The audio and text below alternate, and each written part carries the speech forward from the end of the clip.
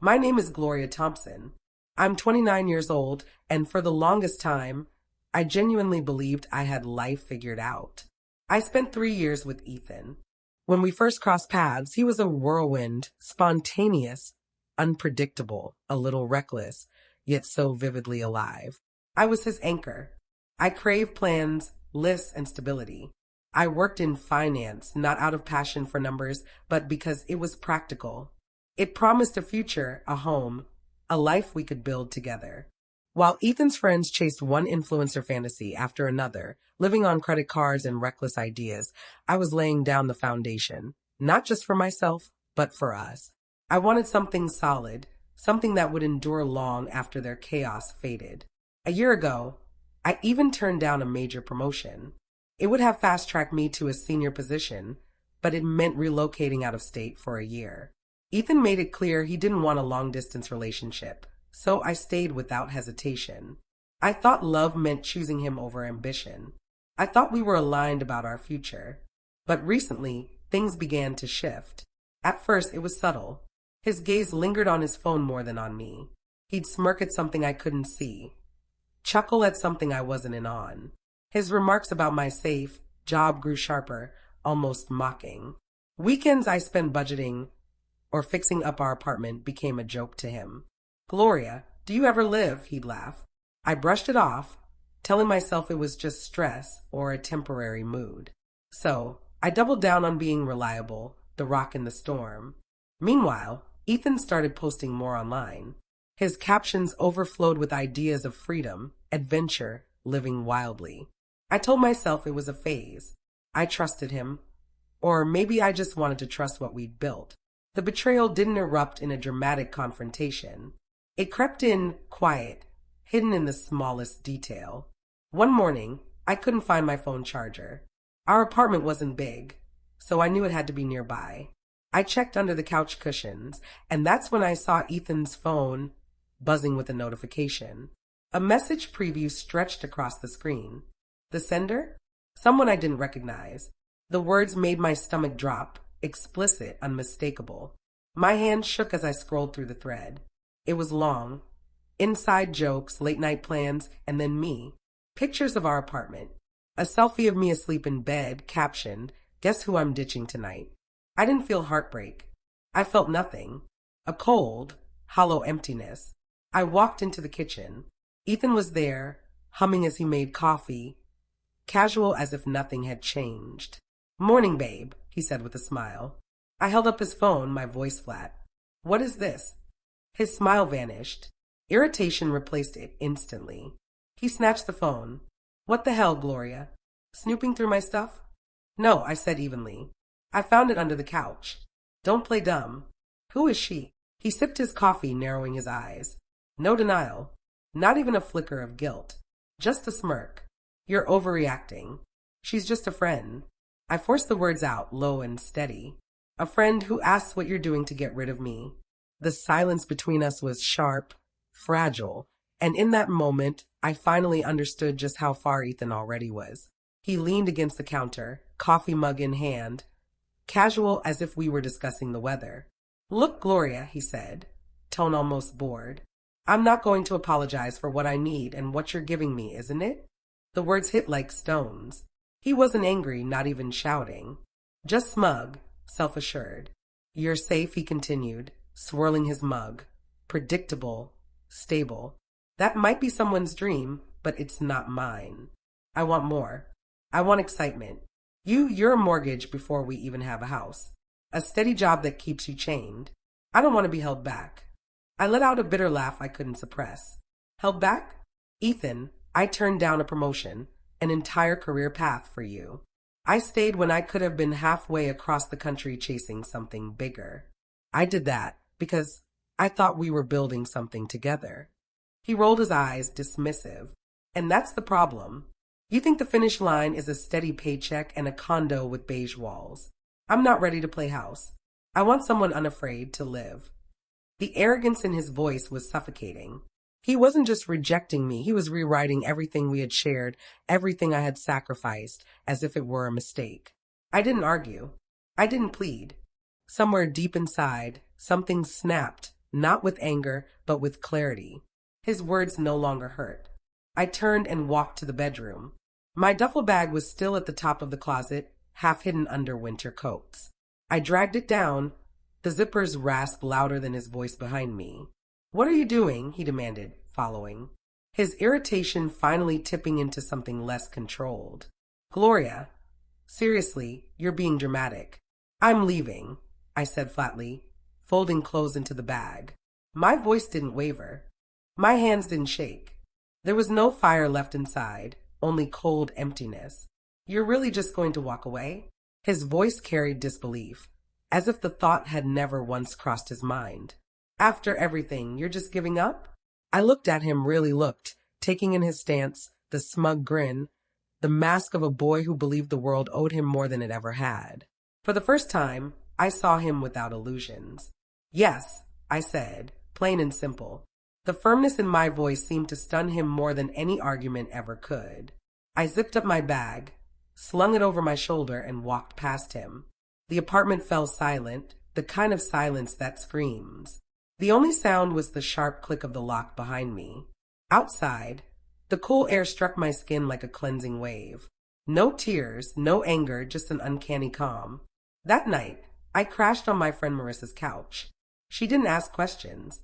She handed me a blanket, brewed some tea, and stayed quiet. At first, the stillness felt unbearable. For 3 years, I had been the anchor amid Ethan's chaos. Without him swirling around me, the silence felt alien.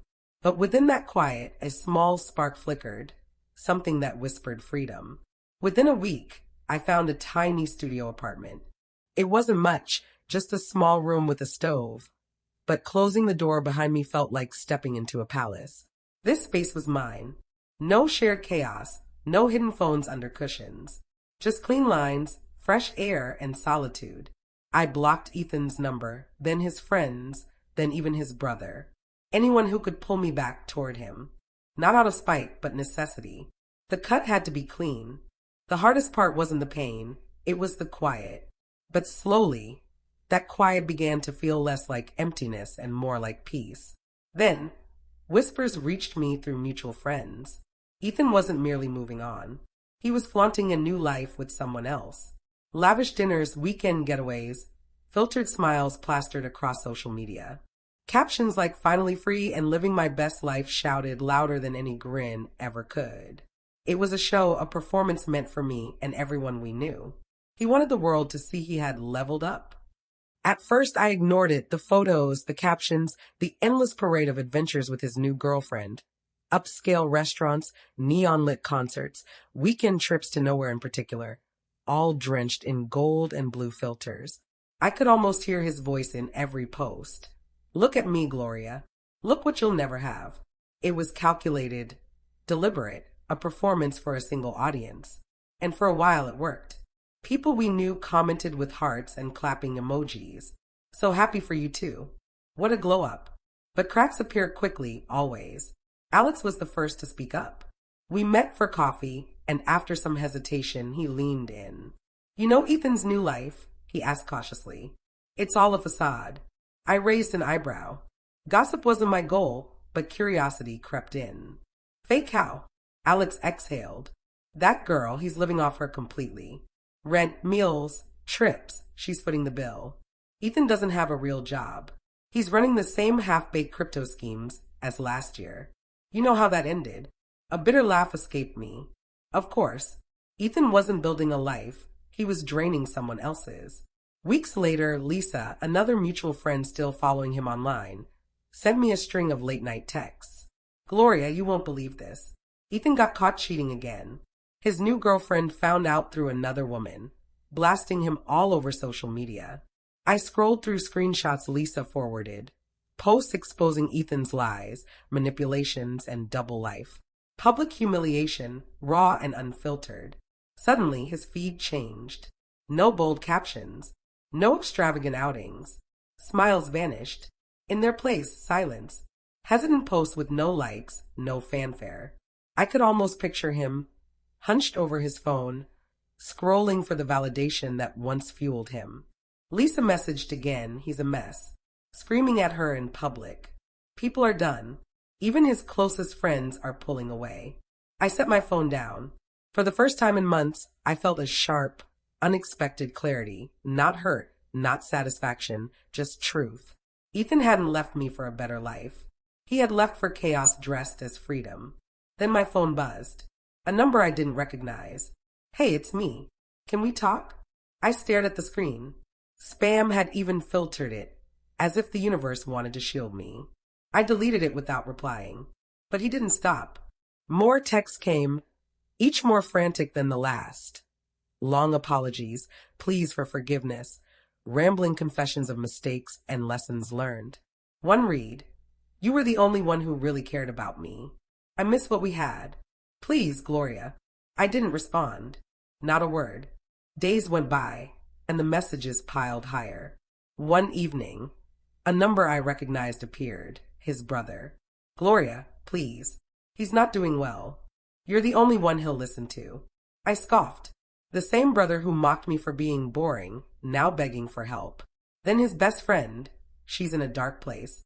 Be the bigger person. Call him." The hypocrisy was suffocating. These were the same people who laughed at my expense, cheered him on, now asking me to fix his mess. I blocked them all. I had cut the rope once. I wasn't about to tie it around my neck again. Deep down, I knew it was only a matter of time before Ethan's desperation escaped screens and clawed its way back into my life in person. The messages didn't stop. If anything, messages multiplied, filling my inbox like weeds. Desperate, suffocating weeds. I made a huge mistake, Gloria. I swear I've changed. Please, just let me explain. One chance. That's all I ask. I never responded. Not once. But somehow, the silence only made him more persistent. Some messages turned manipulative. "You're cruel for ignoring me. I know you still care." Others dripped with self-pity. "I can't sleep. I can't eat. I need you." The man who had once mocked my boring stability was now begging for scraps of the life he had tossed aside. Then came the calls, not from Ethan himself, but from those around him. His brother messaged again. "He's not okay, Gloria. You're the only one who can save him." Late at night, his best friend texted, "She's learned her lesson. Be the bigger person. Please just call him." I muttered bitterly. That single word revealed everything. To them, Ethan's chaos was always someone else's responsibility. He was the tragic hero of their story, never the villain. But I remembered what he had said to me in the kitchen. "I'm not going to apologize for what I need." He hadn't apologized then. He didn't regret what he'd done, only the fallout. I blocked every single one of them. His brother, his friends, every mutual connection. Day by day, my phone grew quieter. Until finally, there was only silence. It should have ended there. But I should have known. Ethan never lets go quietly. He needed one last performance. Weeks later, I had friends over at my new condo. We were assembling furniture, laughing at the crooked bookshelf I stubbornly claimed I could fix without instructions. Music floated through the room, warm and alive. For the first time in years, I breathed easily, chest unrestrained. Then the doorbell rang. I assumed it was pizza, but looking out the window, I froze. A car I knew all too well sat at the curb. Standing there in front of my building was Ethan. He looked nothing like the man I remembered. Messy hair, clothes loose and worn, no designer labels, no bright colors, just faded jeans and a tired hoodie. His shoulders sagged, carrying some invisible weight. I didn't feel fear. My stomach didn't twist. I felt irritation, like a fly buzzing in a room where I'd finally found peace. Stepping outside, he lit up, eyes glistening, a trembling smile breaking across his face. "Gloria," he whispered, voice raw, fraying at the edges. "Thank God. I had to see you. I had to tell you." I cut him off. "What are you doing here, Ethan?" His gaze flicked toward the laughter spilling from my apartment, then returned to me. His lip quivered. "I'm so sorry. I was such an idiot. Everything I thought I wanted, it was a lie. She destroyed me. She cheated. She stole from me. His voice cracked. She said things no one should ever hear. I thought I was chasing freedom, but all I found was hell." Tears streamed down his face. His body shook in the performance of a broken man. And maybe once upon a time, that would have worked on me. But now, standing there, I understood something terrifying. It wasn't love that had brought him here. It wasn't even regret. It was hunger. Hunger for shelter, for safety, for the soft place he had burned to the ground. And I was no longer that place. Ethan's tears soaked the collar of his hoodie. His voice wavered, trembling with desperation that used to shatter me. I was wrong, Gloria. About everything. You were the only one who was real. The only one who cared.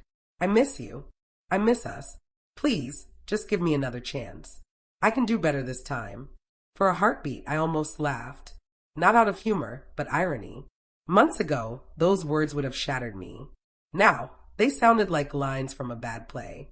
I steadied my voice, calm and unwavering. You once told me you weren't going to apologize for what you need. Remember? He froze, lips parted, no sound. You said I was just a stepping stone, I continued. A placeholder until you found someone better. His face crumpled. Gloria, I didn't mean. You were a stepping stone, I interrupted, but not in the way you think. He blinked, confusion breaking across his features, as if the script he'd rehearsed had been ripped from his hands. You taught me my worth isn't measured by what I provide for someone else. You taught me the only person who can hold me back is me. I gestured toward my apartment, voices and laughter spilling into the night. I took the promotion. I bought this place. I built a life I'm proud of without you. Panic flitted across his face, turning to anger. His tears dried into something sharper. So that's it, he hissed. After everything, you just shut the door in my face? You think you're better than me now. I didn't flinch. I smiled a real smile. I don't think about you at all. For a fleeting second, the mask slipped, revealing the hollow man beneath, the one who needed to tear others down to feel whole. I stepped back toward the door. Goodbye, Ethan. The door closed quietly behind me, not with a slam, but a soft, definite click. Inside, the warmth of my new life embraced me. My friends laughed in the living room. Someone handed me a slice of pizza. Music pulsed softly in the air. I didn't glance back at the window. I didn't need to. Ethan was outside. I was home, and the silence I once feared had become a symphony.